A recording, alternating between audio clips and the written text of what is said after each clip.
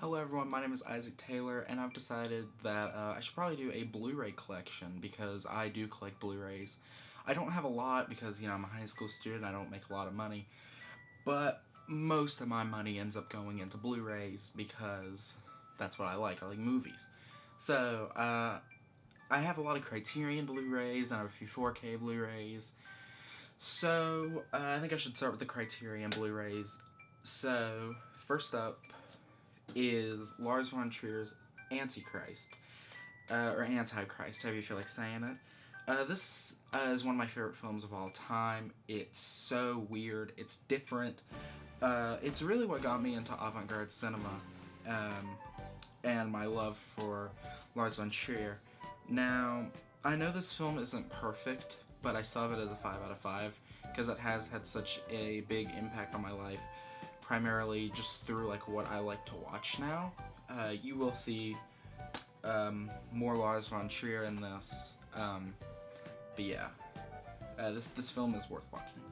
Next up is probably the most influential documentary of all time, Bowling for Columbine, which is directed by Michael Moore. Michael Moore, he's a controversial figure in documentary, primarily just the way he conducts himself. But I absolutely love this documentary. I think it's one of the greatest. Now, I actually haven't watched this version yet, this Criterion Blu Ray version yet. I just haven't had the time to. I think I might soon, but it also gets in the way of my 100 films in 100 days. So, I'll watch it at some point, but this is a really, really good watch. Next up is another Lars von Trier, Breaking the Waves. This is the Blu Ray DVD pack. I have a few of the Digipacks, I think that's what they're called. I'm not for sure. But this is one of my favorite von Triers.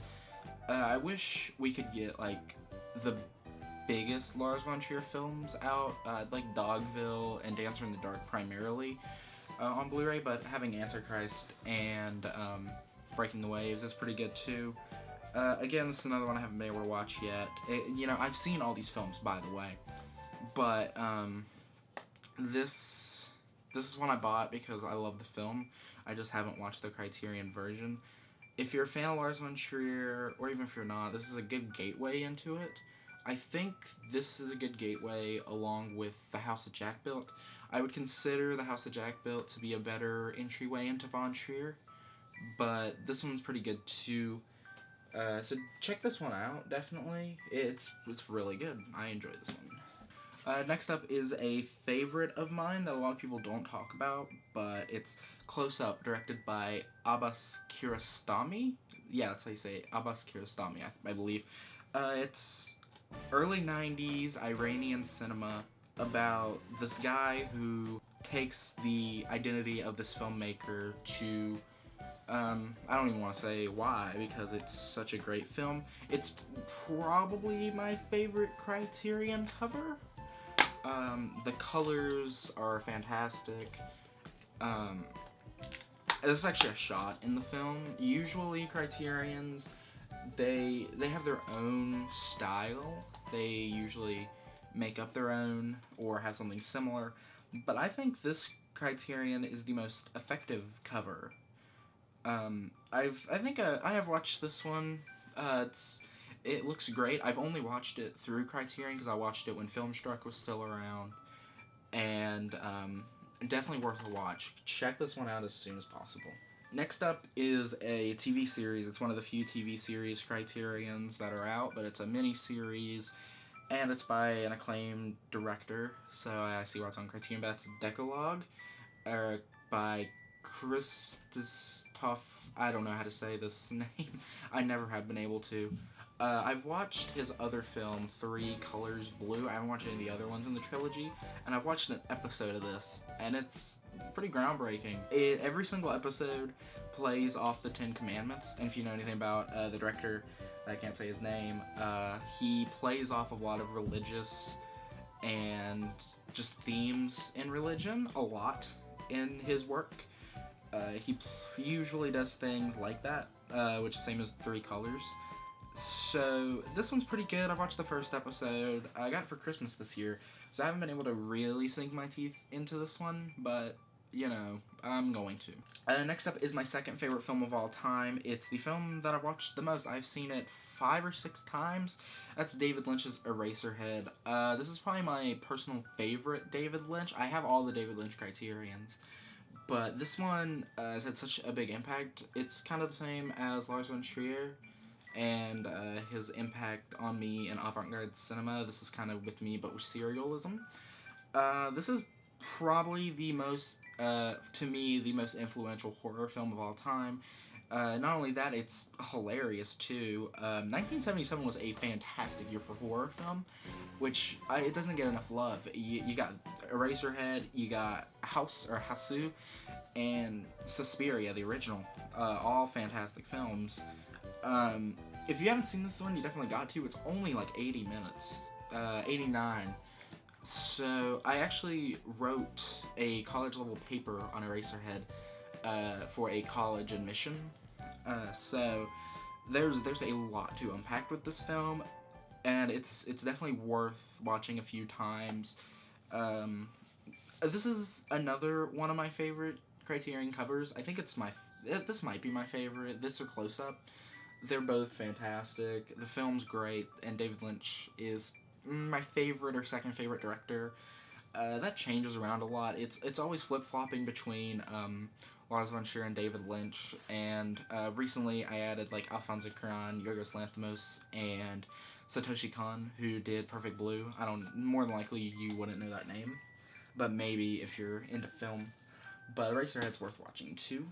I already brought up this film just in the last one, but House. This is directed by Nobuhiko Abayashi. It's a Japanese horror film and absurdist comedy. It plays on a lot of Japanese horror at the time. You know this if you're into like pretentious film memes. Like the Criterion has the T-shirt. But this film is just hilarious in every way. It's one of my favorites, of course. It's just, oh man, it's so insane. It's one that you definitely gotta watch with friends, if they can like get past the weirdness of it. But it's worth it. Also, one of my favorite soundtracks, unironically. I love just the jovial 70s Japanese pop that the film has in the soundtrack. It's just so great, honestly. A really good film. Next up is the next David Lynch Criterion, that is Mulholland Drive. This is his 2001, what many people consider his masterpiece. I believe this is his best film, but Eraserhead's my favorite. That usually flip-flops. Like, it's either Eraserhead is my favorite and his best, or Mulholland Drive is his best and Eraserhead's my favorite. I haven't watched the Criterion of this yet. I watched it on Hulu, and that's the only time I have watched it. But I loved the cover, which is actually a main driving point for buying Criterions, by the way. It's a great film, honestly. Different, of course. It's another masterpiece by David Lynch. Next up is a film that I think it doesn't really get hate, but it's misunderstood.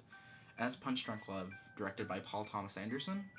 It has Adam Sandler in it, which of course will throw a lot of people off. I despise the man, but when you have someone like Paul Thomas Anderson making him a great actor, he does good. I mean, I wish he would work with the guy again and do more roles like this. It's hilarious, it's romantic. It has Emily Watson in it, which is also with Breaking the Waves.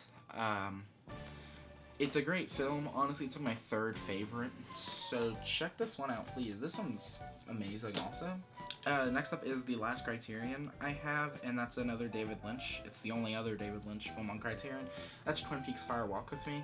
I'm a big fan of Twin Peaks. It's my favorite TV show, along with Neon Genesis Evangelion, which I have an End of Evangelion poster on my wall. You can't see it. But this film is a prequel to Twin Peaks, which at the time was widely misunderstood. I believe it had like a 29 on Metacritic, 39. I believe it's just completely misunderstood.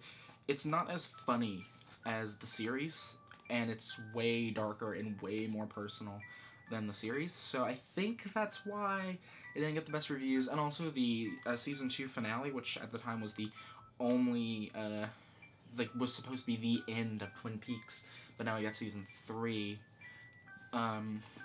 So I think people wanted people to know how the series ended, but they didn't get that. This actually comes with the missing pieces. I wish this would have had a version where the missing pieces, which is the deleted scenes, by the way, which is like 90 minutes. This film would have been 4 hours, 3:40, but I would have ate it up.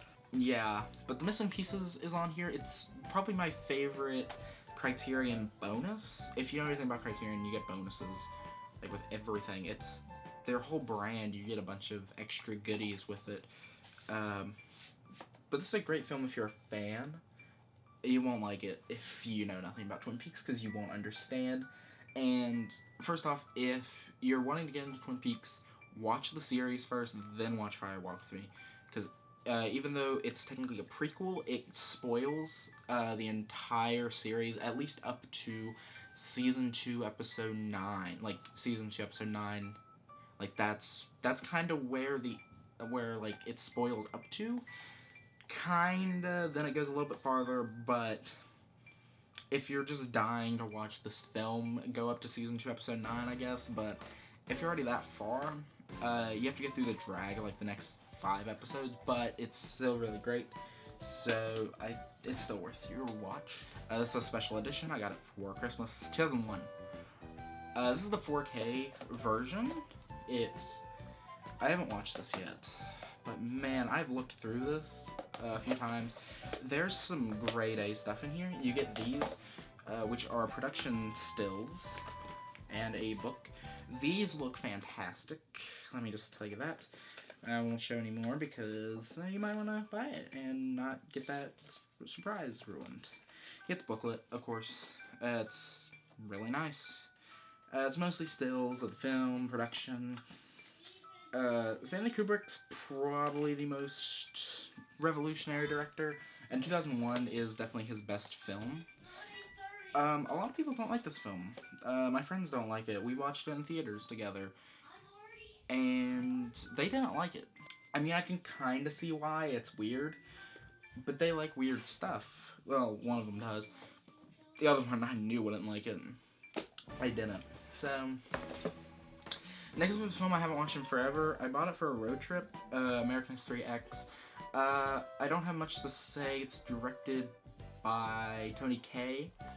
It's a good film all around. There's not really much special to any of these Blu Rays except for like 1 or 2. It's good. I like it a lot. Next up is Arrival, directed by Denis Villeneuve.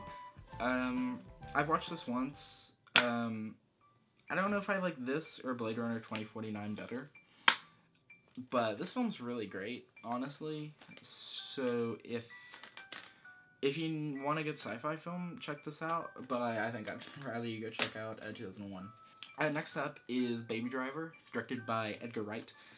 I got this on Black Friday because I was just looking through Black Friday stuff, and it was like $7 for the Blu Ray plus digital version of Baby Driver. So how was I gonna pass that up? It's a great film. I saw it in theaters. It's my friend Seth's favorite film, I think. That or Lady Bird. Both are worth watching. Next is Call Me By Your Name, directed by Luca Guadagnino. I still don't know how to say his name. This film's great, honestly. I think I like Suspiria better, his remake of Suspiria better. It's my favorite of 2017. Next up is a film I haven't watched somehow, and that's Evil Dead. I don't have much to say because I have never watched it, and this is an awful Blu-ray cover of it. Oh good god. Oh, there's actually something. Oh, that's supposed to come off. Okay. The Blu-ray is literally just flopping around in here. Yeah, I never watched it. I bought it and then never watched it. It's directed by Sam Raimi, who I love. He did the Spider-Man stuff, which I have a lot of nostalgia for. So yeah. So, next up is Fargo. I have the TV series. For some reason, there's no Blu-ray in here, and I don't know where the Blu-ray is, but I have the case. This is directed by the Coen brothers. This, or No Country for Old Men, is my favorite Coen brothers. Check that one out. That one's great, too. The next one is by the director of my favorite film of all time, Whiplash. I don't have Whiplash on Blu-ray. This is my first 4K Blu-ray, and that was La La Land. Great, fun, jazz-filled musical fun time. This is one worth watching. It's one of my favorites, of course. Damien Chazelle, First Man was great, but not fantastic like this. Check this one out. This one's great. This one I bought just mainly because it's a classic, and that's Psycho, directed by Alfred Hitchcock. I don't know much to say, honestly. It's Psycho. Next up is Spirited Away, directed by Miyazaki. I don't know how to say his first name. I bought this at FYE for like $30, and then I went to Walmart the next day, and this was on there for $15. So I felt kind of dumb, but Spirited Away is pretty great. You can't get a digital version, so that's mainly why I bought it. So, yeah, check them out. That one's great anime film. Next up is the only other TV show that I really care about that I own. That's Twin Peaks Season 3. I don't have Season 1, primarily because, it's free on Netflix. Well, not free, but you know what I mean. But this is through Showtime, which I don't have. So having Season 3 on Blu-ray means if I ever want to rewatch it, I can, because it's on. I have a Blu-ray copy. This is a fantastic Blu-ray set. You get the Comic-Con, panel from 2017. It's great. You get to hear the guy who plays Shaggy from the live-action Scooby-Doo films. He plays a character in this, and he's at the Comic-Con panel. And he says, like, his lines in his Shaggy voice from the 2002 film. This is a great Blu-ray set. So, that's definitely one to get. It's also made really cool. You get, the 3 Coopers in the series. It's great, honestly. Twin Peaks, man, love Twin Peaks. So that was it. That's all my Blu-rays that I have. There's a few that I'm going to be buying. Perfect Blue's getting a Blu-ray release. I'm hoping Netflix puts Evangelion stuff on Blu-ray also with their streaming stuff, because I'd really like to have a physical copy. But I don't think that's going to happen. So, all of these I'd say check out. They're all really good. And, yeah, I think that's it. I'm hoping to have more content out. I'm really having a lot of fun making this stuff. Go check out all my friends that make videos like Ryan Reviews. He makes great stuff. He reviews films also. And he has a good insight. So, check him out.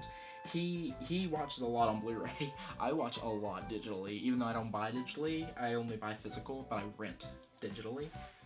So, check him out. He's great. And, just keep going. There's definitely a bunch of Blu-rays that I want. I used to own Whiplash, actually, but I think I lost it. So, yeah, that'll be it. Thank you for watching, and goodbye.